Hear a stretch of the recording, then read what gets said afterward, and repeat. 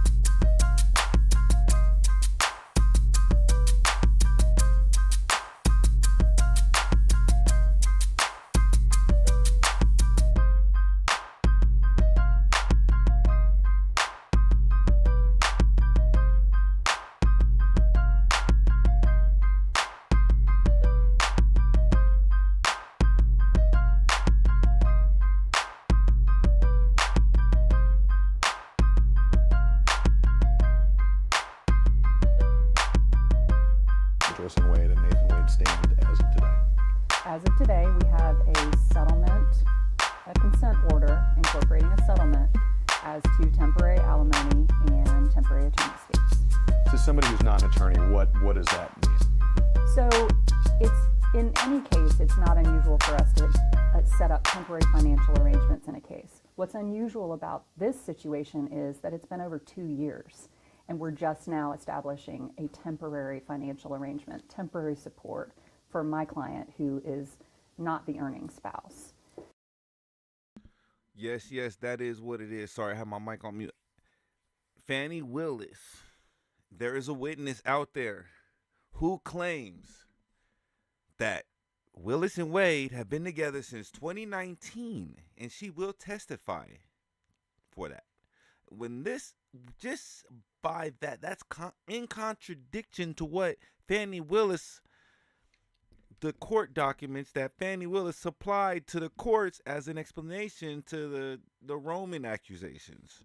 And that's the Trump associate that's on trial who made the accusation that Fani was in an inappropriate relationship with a colleague, or the special prosecutor, just to be specific. So right here we have the lawyer for Jocelyn Wade, that's Nathan Wade's wife, kind of saying this is kind of funny how they kind of did this temporarily hold and this temporarily alimony payment 2 years into the divorce. This is something normally that we do at the start. So let's continue to listen to her. So, and that's because of how this case has gone. But it's a normal part of the process. What's unusual is that it's taken this long. You're a divorce attorney. How long have you worked in family law, in divorce law? I've been in family law since 2003. Have you ever handled a case quite like this one? No. No. Well, as far as the facts go of the case, there's not a lot unusual about it. The circumstances surrounding the case, that's what makes it unusual. Elaborate on that a little bit for me. Well, when we started this case, when Joyce Wade hired me, we had no idea about any of the circumstances surrounding the case. We certainly had no idea that Nathan Wade had accepted a position as a special prosecutor. So from my perspective, I was approaching it like any other divorce case. I had a wife who'd been married for almost 25 years to a husband, a apparently successful attorney. So we were going to undergo discovery and all the things we normally do. And then as we started to peel back the onion and questions weren't answered and things didn't make sense, that's when it turned into something else. You mentioned that when you came onto the case, it was your understanding that you didn't know that Mr. Wade was working as a special prosecutor. Correct. There have been people who've caught that. You mentioned it in some filings seeking additional discovery materials over the more than 2 years now that this case has been proceeding. And there have been folks who've wondered how that could be. So I just want to put it to you, why didn't you know that Mr. Wade was a special prosecutor until at least somewhat fairly far along in the process? Well, I can tell you that to the extent that it was public knowledge, it wasn't in any public circle that I was a part of or that Joyce was a part of. And we did not actually learn that he was the special prosecutor until around the time that the indictments came out. And in discovery, we ask about sources of income with specificity, and the answer that we received repeatedly was Nathan J. Wade, PC. So we didn't have any information, objective information, that would tell us anything about that until it became a source of public information, and that's when we started down the hole of trying to get information with regard to his income. Those were the things that weren't making sense. He didn't seem to have very much in the way of income, but he seemed to have a lot of money at his disposal. And when we learned this, that's when we started doing subpoenas to full. So you hear that. You hear that Nathan Wade was hiding all the money, the $500,000 he was getting for the Trump case from his wife. Right? Let's continue. Fulton County, an open records request to figure out what on earth is going on. You mentioned something that I want to kind of circle back on, the open records requests and the subpoena. I think the divorce case really got dragged into the national spotlight when you subpoenaed Fulton County District Attorney Fani Willis to sit for a deposition in this case. And I want to spend a little bit of time talking about that. And let's start here. DA Willis tried to quash that subpoena. There was a hearing. The judge stayed the subpoena at the time.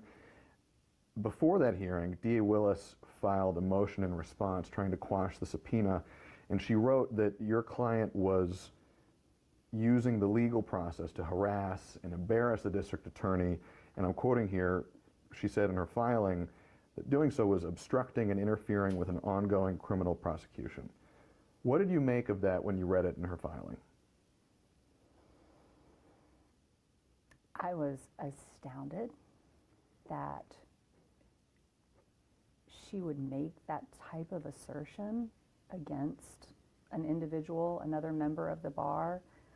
I understand intellectually what she was trying to do, but I don't take too kindly to people threatening my clients or myself, and that's what it felt like to me. It went too far.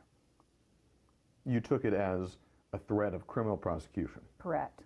That if we proceeded with this deposition, that we would be prosecuted criminally for it. Yeah. She's talking about the first response Fani Willis had to the divorce. And I'm not sure if she really hit real strong with the words. It actually kind of called her, said she was interfering with the Trump prosecution. So this is from Jocelyn Wade's lawyer. Jocelyn Wade was the one who received the letter. This is the lawyer who read it.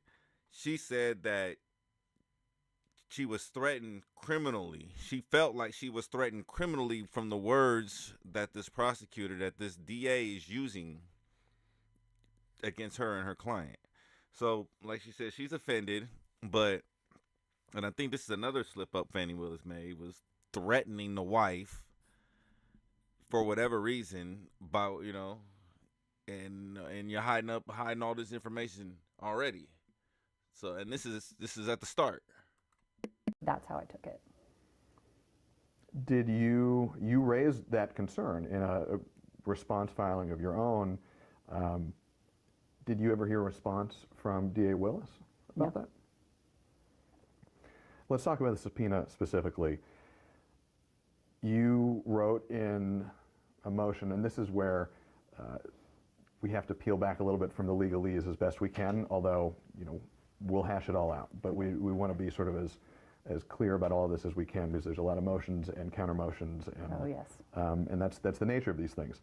But you wrote in one of your motions in support of the subpoena to get DA Willis to sit for that deposition. You wrote that you wanted to depose her to gather information about the nature of the relationship between DA Fani Willis and Nathan Wade. And in that filing, you wrote that it was your belief that the two of them were engaged in a romantic relationship. Correct. What kind of proof do you have to support the notion that Mr. Wade and DA Willis were engaged in a romantic relationship? So let me say one thing about the subpoena. When we first issued the subpoena, we didn't list the reason for the deposition, and we did that on purpose. It was only after her filing that when she demanded to know why we were going to ask her questions, that we reissued the subpoena with that information on it. I just think that, I just want that out there. But we received documents, like I said, I did the, sorry, I'm jumping around. I did the open records request. This was late fall, and once I received those documents, I issued a formal subpoena for evidentiary reasons, and I received those in November. It was shortly, as soon as I received those, we filed a motion for a temporary hearing because I had information about money. I did not have information about a relationship at that point.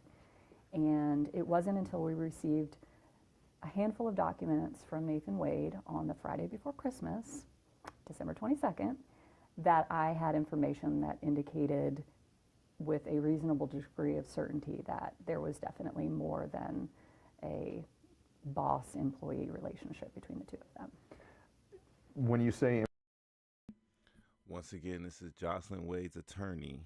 She was interviewed. It slid under the radar. No one really heard it. Go check it out, the full interview yourself. This is pretty much the full thing. You'll get most of it here. But this is her saying that she did not know about any of this stuff until pretty much the start of this year. Information. Help me understand what that is. Because the natural question of anybody who watches this is going to be, okay, but what was it? So you say you obtained information. What information did you obtain? What proof did that show to you that there was a relationship between D.A. Willis and Mr. Wade? I received documents that indicated, as you've seen, that they have traveled together, ostensibly not for business purposes. I can't think of a business reason for them to have gone to Aruba or to Napa Valley. And we've issued subpoenas as a result of those documents that we received from Mr. Wade that have gone further. When you say gone further, the latest that I've seen in the public record so far are the exhibits attached to your response to the emergency motion seeking to quash the subpoena by D.A. Willis. There were purported credit card statements in there that showed some flights booked for both Mr. Wade and D.A. Willis. You say that you've obtained new information that goes further. Can you elaborate on that?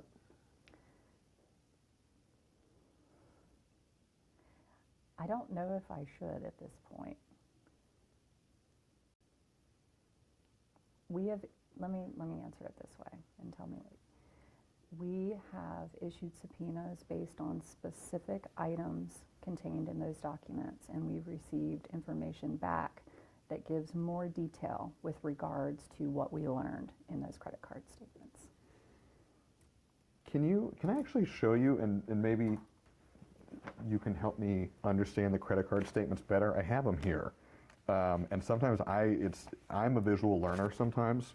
Absolutely. And one of the things that I noticed is that the credit card statements themselves show flights to San Francisco and Miami, booked Right. on behalf of passengers named Nathan J. Wade and Fani Willis.